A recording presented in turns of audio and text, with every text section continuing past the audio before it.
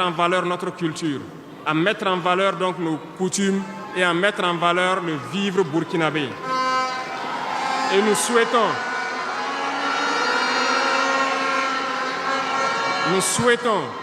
que chacun soit acteur de l'émergence du Burkina Faso à travers sa manière de communiquer. Parce que tout se trouve dans la communication aussi.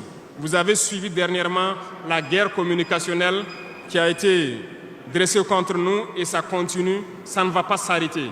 Et je souhaite que tous ceux qui sont dans la communication puissent être professionnels. Lorsque nous voulons poser un acte communicationnel, qu'on se pose la question, est-ce que c'est pour la patrie ou contre la patrie, avant de poser l'acte. Peu importe. Vous pouvez ne pas nous aimer, moi, ma personne. Vous pouvez ne pas m'aimer, mais vous devez aimer votre pays. En me faisant du mal, il ne faudrait pas confondre le pays. Et donc, la politique dans le domaine de la communication va devoir aller dans ce sens-là. Et nous serons obligés donc de recadrer la communication sur tous les aspects.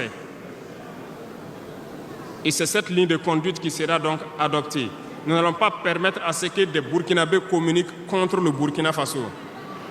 Nous allons toujours nous inscrire dans l'éveil des consciences. Nous devons pouvoir sensibiliser les masses populaires pour que les gens comprennent pourquoi nous devons nous battre sur tous les volets. Revenant au domaine donc de l'agriculture, comme vous pouvez le constater, nous avons lancé des initiatives depuis 2023 et cette année, l'offensive a été lancée. Ça se passe plus ou moins bien. J'aimerais donc que les gens comprennent que nous avons décidé d'accorder une grande part de notre budget et de notre temps aussi au monde agricole. Parce que plus de 90% de notre population est paysanne.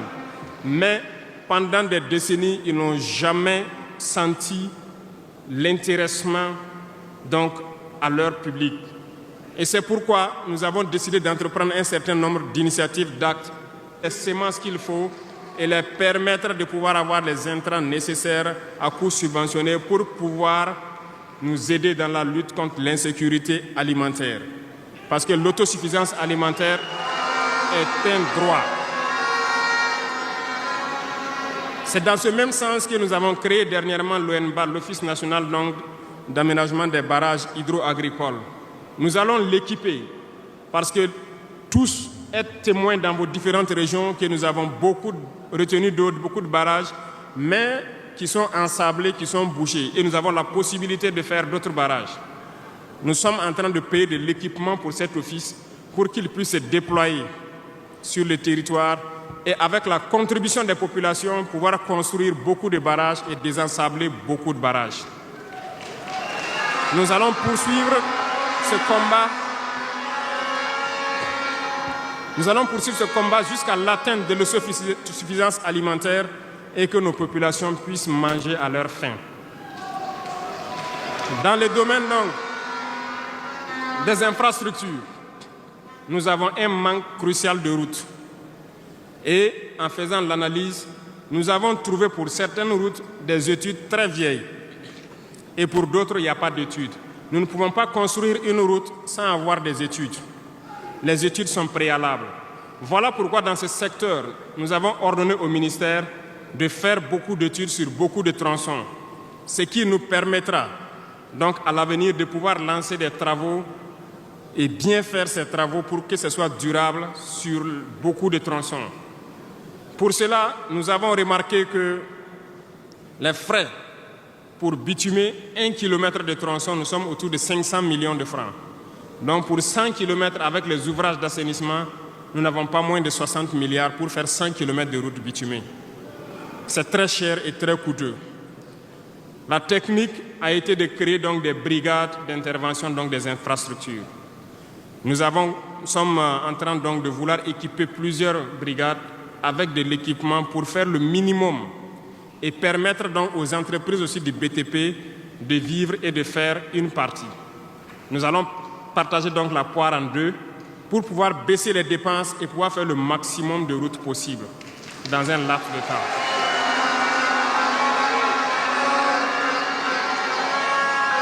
cela donc a déjà commencé et nous allons poursuivre au cours donc de ces 5 années dans ce processus pour que dans toutes les régions, nous puissions quand même pouvoir rallier le maximum de chefs-lieux de province et que nous puissions faire écouler nos marchandises et que les personnes puissent se déplacer sereinement. Dans le domaine donc de l'urbanisme, nous sommes dans un processus de pouvoir redessiner nos villes. Et si vous remarquez, les villes sont trop grandes, si je me prends Ouagadougou, mais les infrastructures d'assainissement et autres ne suivent pas. Ça fait que nous pataugeons dans la boue et nous n'avons pas assez d'assainissement. Ça nous crée beaucoup de maladies qui peuvent donc amener des épidémies. Nous avons un processus de pouvoir concentrer les villes à travers donc des constructions à hauteur. Pour cela, nous avons un plan que nous avons établi pour pouvoir aller d'un quartier et concentrer le maximum et maintenant étendre aux autres quartiers. Certainement, si les gens sont déplacés dans ces quartiers, beaucoup de terres vont se libérer pour pouvoir maintenant dessiner de bons plans pour nos villes.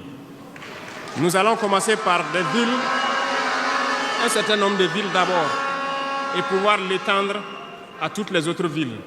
L'urbanisme doit pouvoir donc nous amener à jouer sur le volet de la santé.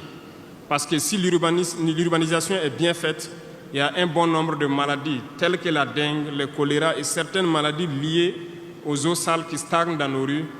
Nous allons donc avoir un bon résultat dans le domaine sanitaire. Ce qui m'amène donc dans le volet de la santé. Nous avons décidé depuis un temps de rehausser le plateau technique d'un certain nombre de CHR, d'équiper certains centres donc de scanners et d'appareils qui puissent permettre aux citoyens d'avoir des examens adéquats et à moindre coût. Nous allons continuer dans ce processus. Voilà pourquoi nous avons lancé l'initiative présidentielle pour la santé au Conseil des ministres passé. Il s'agira de créer ce que nous avons appelé des centres de santé communaux. Et dans ces centres de santé, nous avons intégré un minimum de services qui doivent être servis aux populations. Il s'agira de l'imagerie, c'est-à-dire tout ce qui est échographie et radiographie, des banques de sang et aussi des laboratoires, pour que les populations des différentes provinces et communes, certaines communes, n'aient pas à se déplacer ou avoir besoin d'ambulance pour une transfusion sanguine, amener des malades vers certains centres, qui peuvent d'ailleurs ne pas arriver à cause de l'état de la mauvaise route. Donc, cette initiative est déjà lancée et nous allons faire en sorte que nous puissions commencer avant la fin de l'année la construction des premiers centres et leur équipement. Nous allons le poursuivre au fur et à mesure jusqu'à la limite donc de nos moyens pour pouvoir donner une santé, un système de santé fort à toutes nos populations. Nous ne voulons pas voir quelqu'un quitter sa localité pour venir vers un CHR pour une radio ou pour une transfusion sanguine. Donc, c'est bien possible. C'est bien possible parce que je reviens encore à nos impérialistes qui nous ont pillés pendant longtemps. Regardez, leurs simples hôpitaux pour leurs animaux sont plus équipés que nos centres de santé. Ce n'est pas concevable. Nous pouvons atteindre ce niveau et nous avons décidé de nous battre pour atteindre ce niveau.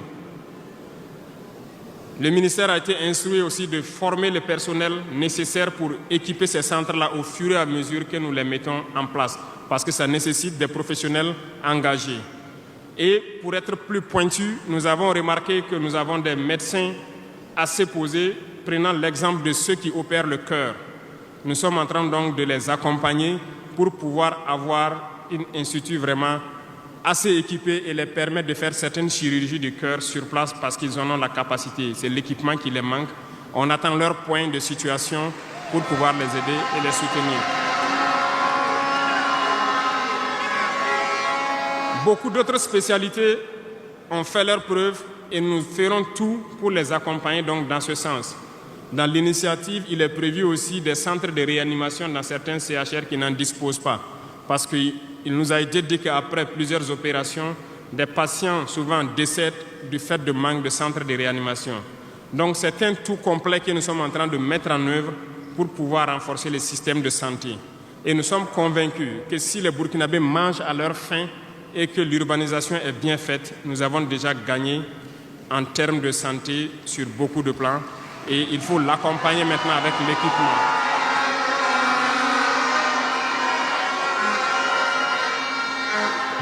Dans le domaine de l'éducation, nous avons fait le diagnostic et comme vous le savez, nos camarades étudiants sont là, ils ne diront pas le contraire. Comment quitter ces chevauchements d'années? Comment refaire le système? Eh bien, nous avons abouti à une conclusion. Nous avons lancé l'initiative aussi pour l'éducation de qualité.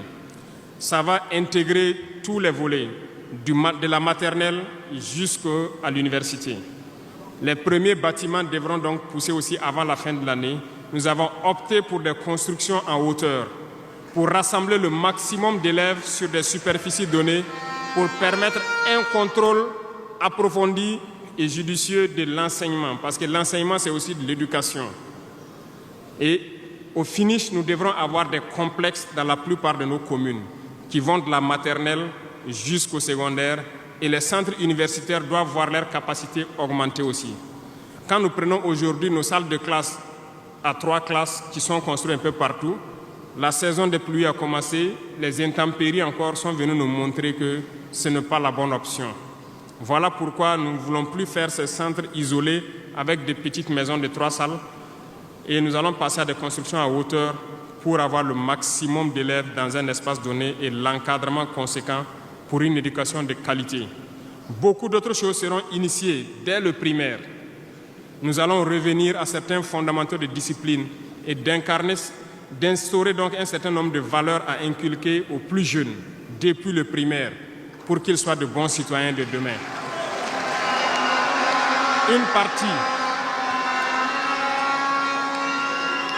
Il y aurait donc un début de formation militaire, si je peux le dire comme ça, civique et patriotique au tout petit pour pouvoir continuer dans les lycées. Et le programme national donc au niveau du SND est en train de muter. Le texte était venu en conseil, nous l'avons renvoyé avec des amendements pour que les travailleurs qui sont en activité actuellement puissent aussi passer dans ce centre pour avoir une formation militaire. Et ça va s'organiser à tour de rôle sur des périodes bien précises. Tout est une question de discipline, parce que par excellence, la formation militaire doit pouvoir discipliner les gens. Donc nous allons inculquer un certain nombre de valeurs au niveau donc de notre éducation. Revenant donc au centre universitaire, avant aussi la fin de l'année, nous allons commencer la construction d'un certain nombre d'amphithéâtres.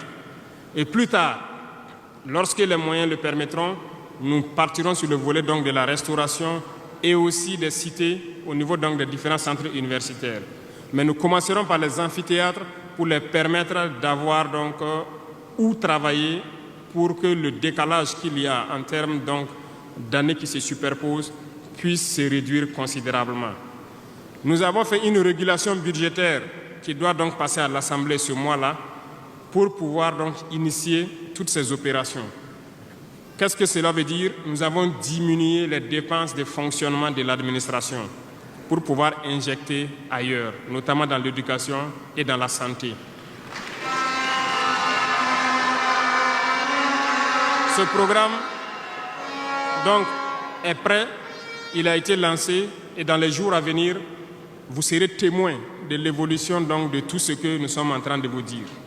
Et nous poursuivrons ce schéma tout au long donc, de ces 60 mois qui nous a été consacré.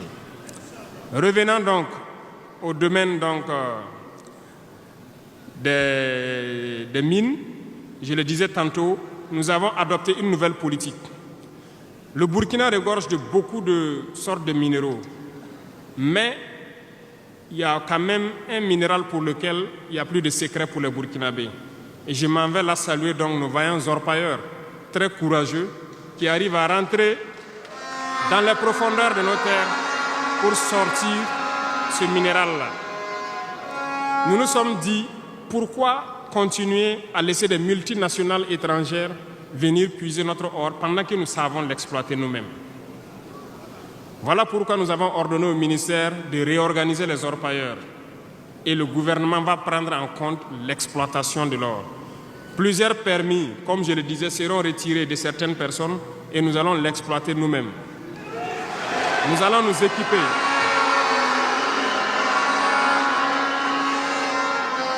Nous allons nous équiper en machines pour le faire, mais même si nous n'arrivons pas à nous équiper de manière conséquente, nos orpailleurs ont fait leur preuve de courage et d'abnégation. Nous allons creuser nous-mêmes notre or et ça sera pour nous au Burkina ici.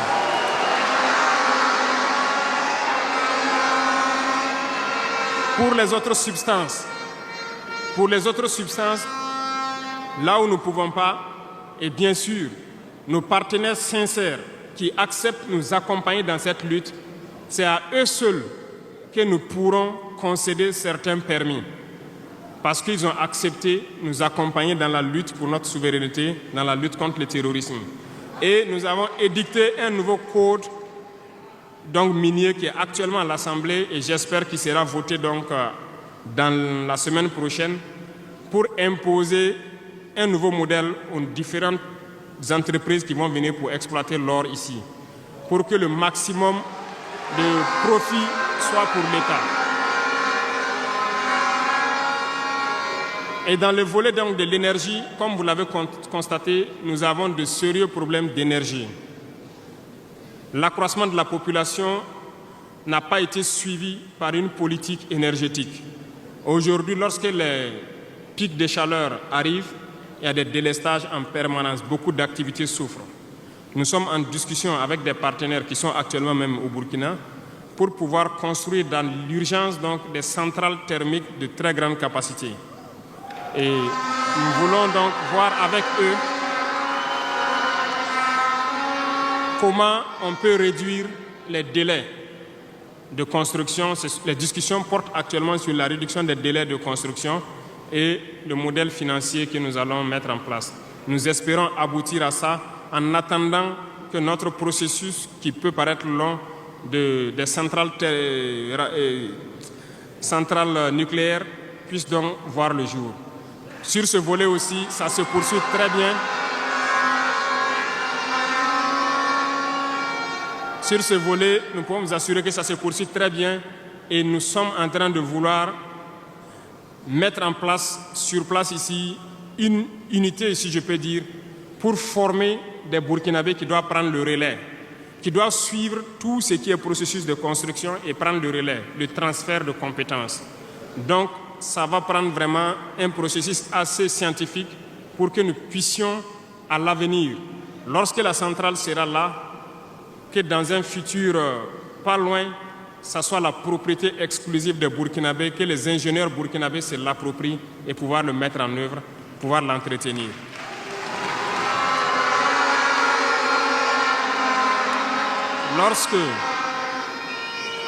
Lorsque les conclusions donc, des discussions qui sont en cours avec les partenaires pour la centrale thermique verront le jour, nous allons vous mettre ça à disposition et si nous avons besoin de vous, nous allons vous le dire pour pouvoir mettre en œuvre rapidement ce plan aussi. Parlant donc du domaine de l'économie, qui tient beaucoup à cœur, nous sommes en train de mettre en place un processus. Le paiement donc, de la dette intérieure a commencé un peu avec les plus petites dettes. Les factures de moins de 100 millions ont été payées et nous poursuivons au fur et à mesure parce que ça doit permettre de soulager le secteur privé et de pouvoir donc relancer l'économie. Actuellement, nous allons nous tourner rapidement vers les sociétés d'État. Leur assemblée générale vient de finir, comme vous l'avez constaté. Elles fonctionnent très bien et elles ont fait de très bons résultats.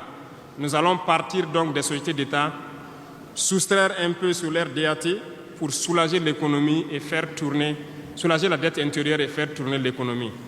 Donc dans les jours à venir, s'il plaît à Dieu, beaucoup d'entrepreneurs doivent être soulagés après donc, la signature de conventions avec les sociétés d'État. Mais nous sommes en train, donc dans le secteur minier, comme je vous l'ai dit, de prendre une certaine indépendance. Ça doit nous permettre donc de pouvoir avoir un bon nombre de ressources en matière de finances, mais aussi et surtout le volet de l'industrialisation qui doit venir combler ce volet économie-là, parce que nous dépensons beaucoup à l'extérieur. Nous sommes en train de mettre en place tous les processus pour que nos devises ne sortent pas. En attendant, au niveau de l'AES, comme vous l'avez constaté, nous avons décidé de mettre en place une banque d'investissement et aussi un fonds souverain. Ce processus, donc, les techniciens sont là-dessus. La réflexion est en cours et nous espérons, dans un futur proche, qu'ils nous présenteront quelque chose de conséquent. L'autre volet stratégique que je ne vais pas parler et dont vous savez, nous avançons sereinement et au moment venu, ça va vous surprendre et rester à l'écoute. C'est tout ce que je peux dire.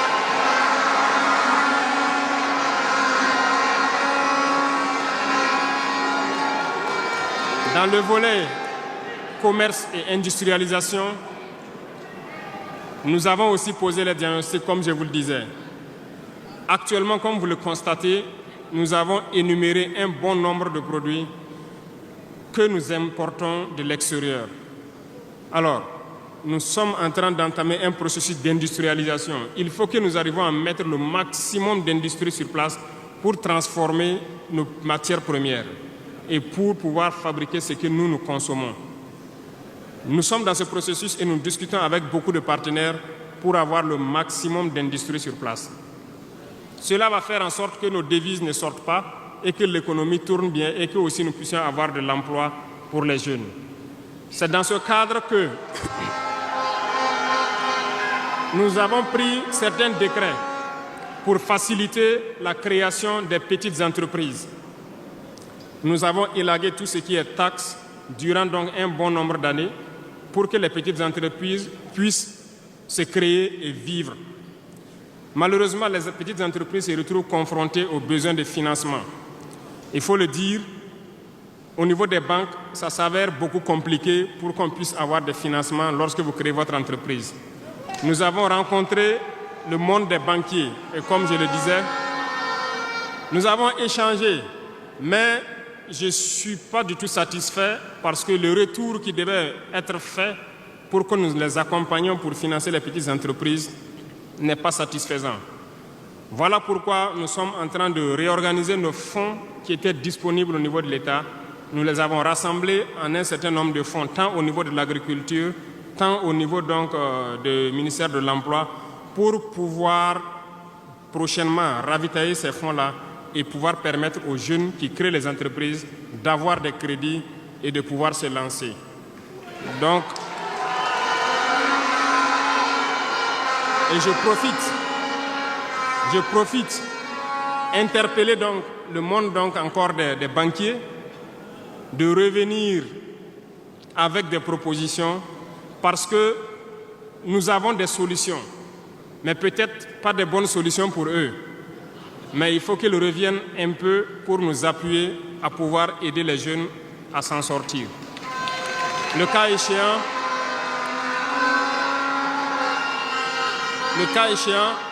nous serons obligés de mettre en place un plan, peut-être qui ne va pas plaire, mais nous serons obligés.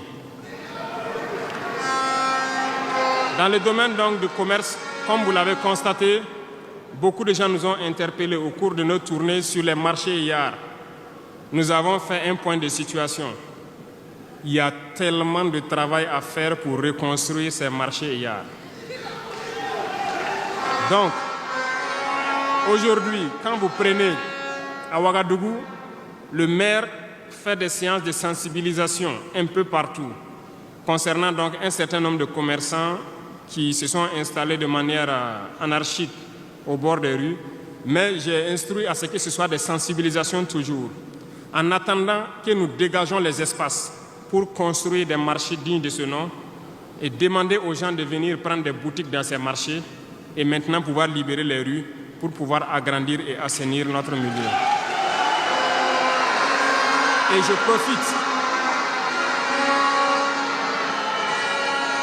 je profite donc vous demander, vous aussi, population des villes, de nous aider dans cette phase de sensibilisation en vous sensibilisant vous-même pour ne pas aller construire autour des poteaux de la Sonabel qui sont un danger pour vous-même de ne pas aller construire sur les caniveaux d'évacuation d'eau. Et je compte sur vous pour qu'on puisse donc atteindre cet objectif-là.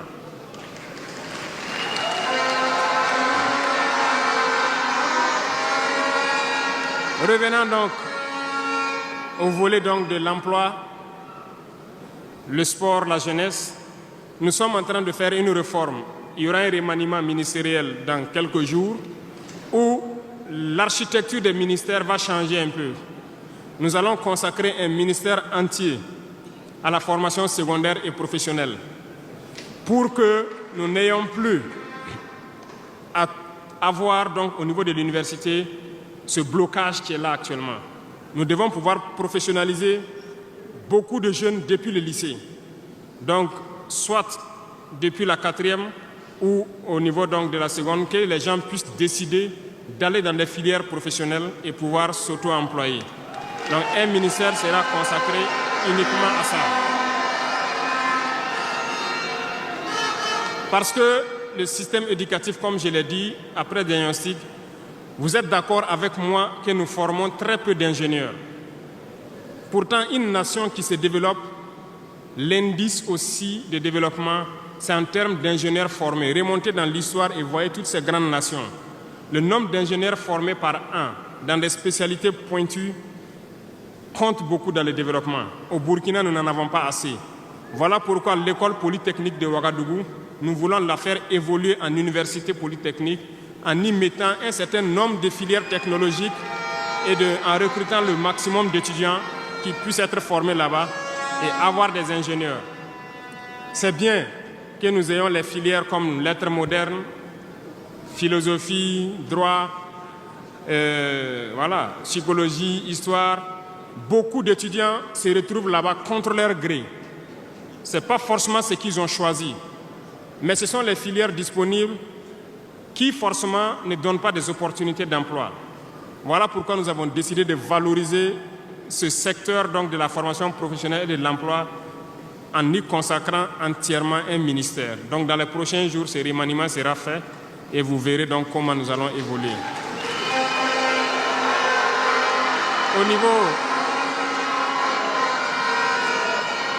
Au niveau du sport, la jeunesse et le sport, nous avons jugé nécessaire qu'il faut reprendre la main.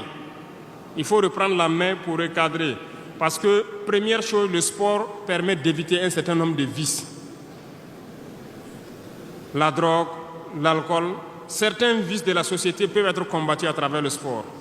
Nous voulons donc mettre des pôles dans toutes les régions, reconsidérer l'UCBF et toutes les disciplines sportives pour pouvoir les valoriser et créer les pépinières pour qu'au niveau professionnel, nous ayons le maximum de Burkinabés qui défendent les couleurs de Burkina Faso à l'extérieur. Le ministère qui sera consacré à ça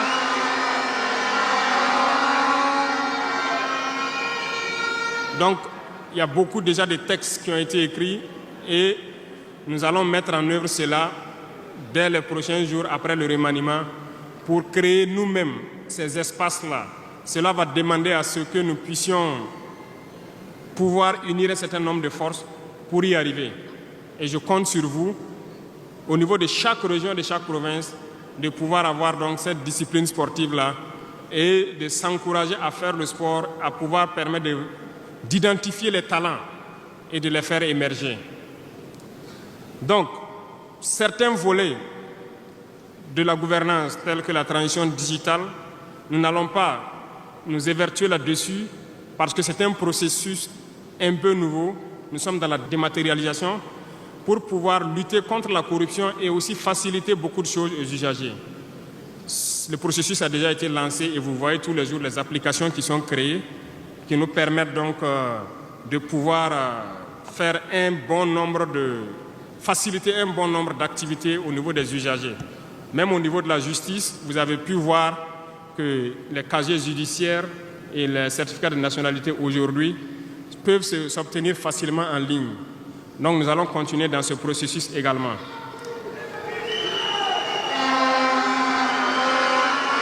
Revenant donc au domaine donc de l'humanitaire, nous avons donné donc instruction au ministère. C'est le ministère de la Femme, du Genre, de la Cohésion sociale et de l'Action humanitaire. C'est eux qui traitent toutes ces questions. Mais nous avons décidé dans une première phase de nous concentrer sur l'action humanitaire, notamment soutenir les populations qui retournent dans leur village. Aujourd'hui, imaginez des populations qui retournent dans leur village en début de saison ou pendant la saison pluvieuse. C'est très difficile pour eux de pouvoir se nourrir ce temps-là. Donc, certains volets peuvent sentir moins donc, la présence du ministère, notamment le genre et autres. C'est parce que nous avons donné instruction au ministère de se concentrer sur l'action humanitaire. Au fur et à mesure que les villages rejoignent, que les villages puissent avoir le minimum pour survivre. Et là, à partir des moments, nous pourrons donc nous intéresser à tous ces volets. Parce que la cohésion sociale dont nous parlons ne peut advenir que lorsque les gens mangent à leur faim d'abord. Un pauvre et un riche ne peuvent pas s'asseoir sur la même table et parler. Si l'un a faim et l'autre, voilà, c'est compliqué. C'est ce que je passe mon temps à dire à tous ceux qui viennent nous parler de cohésion sociale. Quelqu'un ne peut pas avoir faim et quelqu'un qui mange à sa faim, vous voulez les asseoir pour parler à la même table, ce n'est pas possible. Il faut que tout le monde ait à manger d'abord.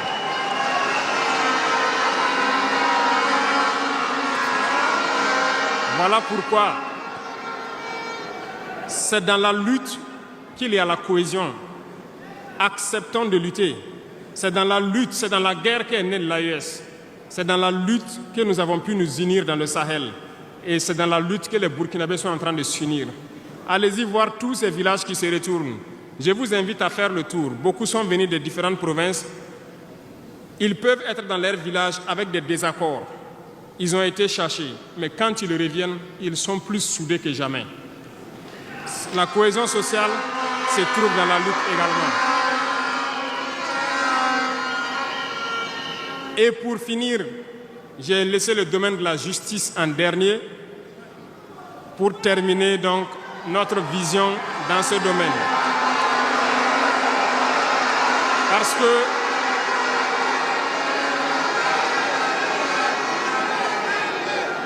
Parce que nous avons un sérieux problème dans ce volet.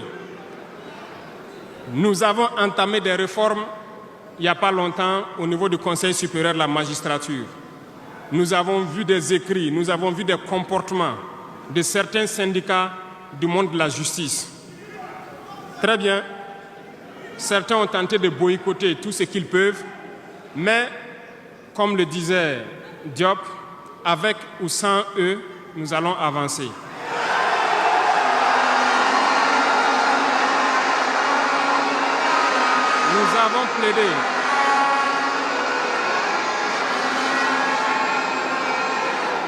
Nous avons plaidé pour une justice juste, si on peut le dire. Nous avons sensibilisé beaucoup les gens, mais nous nous sommes rendus compte qu'il y a beaucoup de brebis galeuses dans leur rang, malheureusement. Nous ne pouvons pas comprendre que, malgré tout ce que nous disons, il y a une justice pour le pauvre et une justice pour les riches. Ça ne peut pas continuer.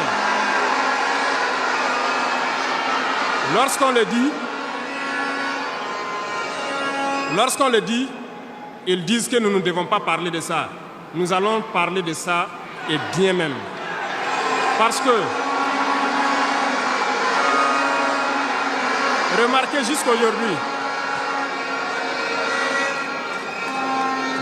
jour d'aujourd'hui, lorsqu'un citoyen lambda, qui ignore la loi d'ailleurs, même si on dit nul n'est censé ignorer la loi, un citoyen lambda a un problème en justice, on peut l'attraper, le mettre en prison sans jugement pendant longtemps d'abord. Mais lorsque un autre citoyen a un problème en justice, pour peu qu'il puisse mobiliser 1, 2, 3 avocats, son dossier est rapidement pris en compte, jugé rapidement, pendant que le pauvre, lui, il croupit d'abord en prison. On ne peut pas accepter ça.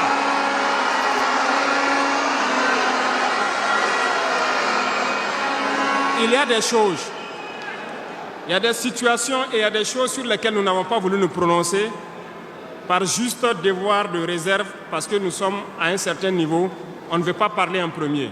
Mais nous allons rompre ce tabou-là. Ça ne peut pas continuer comme ça. Il faut que les gens changent de manière d'être. Beaucoup de gens sont toujours en prison sans jugement.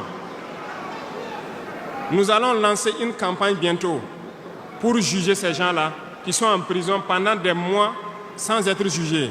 Parce que nous ne pouvons pas payer des gens et vouloir encore qu'on paye lorsqu'il y a un jugement. Ces pratiques vont cesser, ça fait partie du fonctionnement. Et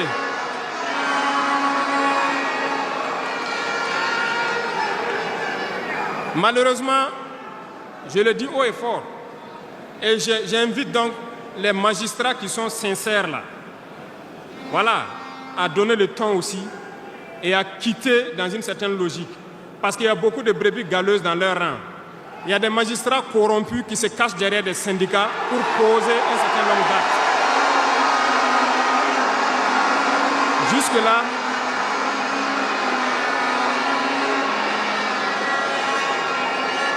Jusque-là, nous sommes restés dans une certaine logique d'essayer de respecter cette loi.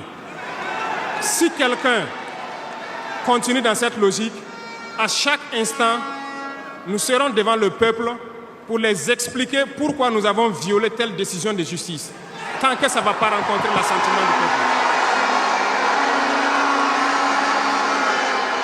Parce que c'est le terme qui existe.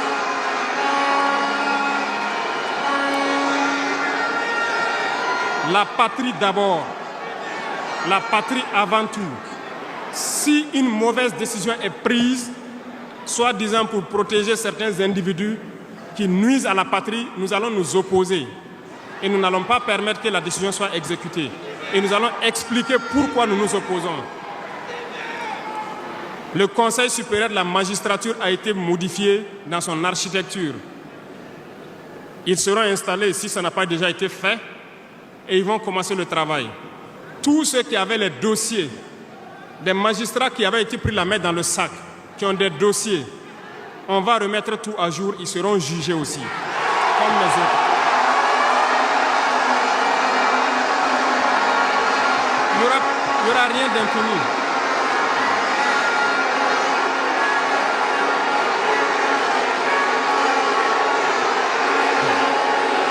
Ils sont au courant.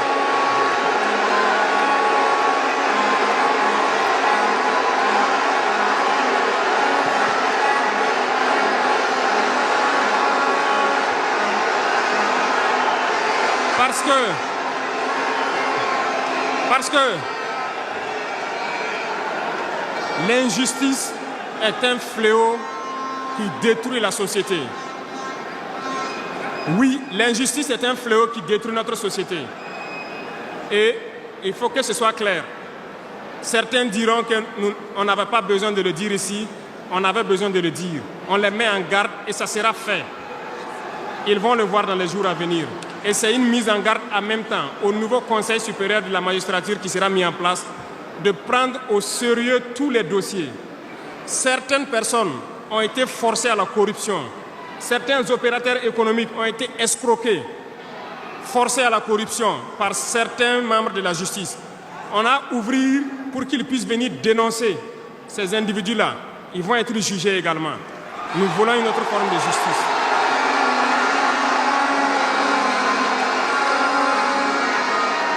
Nous ne le faisons pas pour nous-mêmes. Nous ne le faisons pas pour nous-mêmes, mais nous le faisons pour la masse.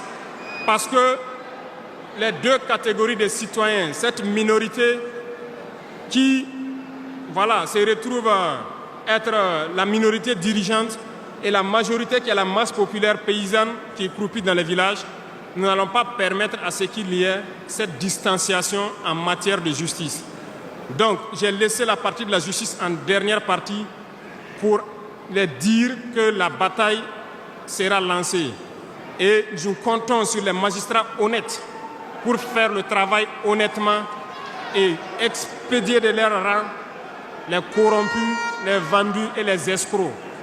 Nous n'allons pas continuer à les embourgeoiser, à les enrichir. On va nettoyer.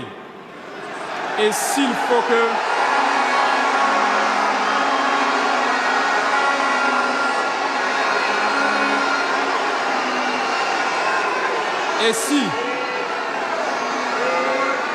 si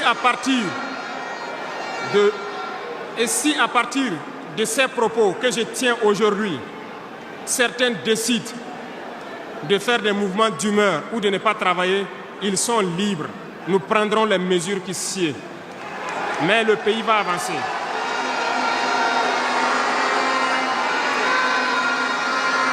Tout Burkinabé a besoin de dignité. Tout Burkinabé a besoin de vivre en paix. Et la justice doit se donner en tenant compte de certaines valeurs. Nous avons vu des familles qui ont été détruites à cause de petites décisions de justice qui ont détruit cela. Je prends pour exemple, pour une simple bagarre au quartier. Une simple bagarre au quartier, on prend quelqu'un pour coups et blessures, on le met en prison, on ne se rend même pas compte que ce sont ces femmes et ces enfants qui vont périr dans la misère. On détruit des familles pour ça. Nous avons interpellé à relire le code pénal et c'est en relecture.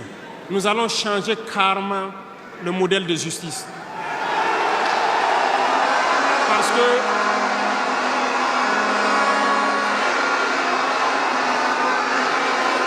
nous l'avons dit et nous le prêchons.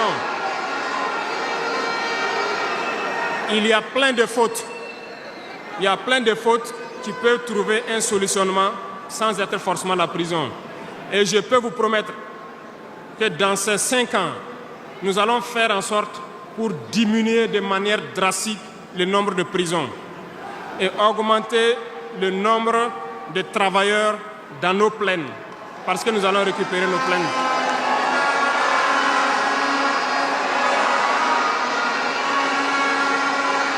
Sur ce,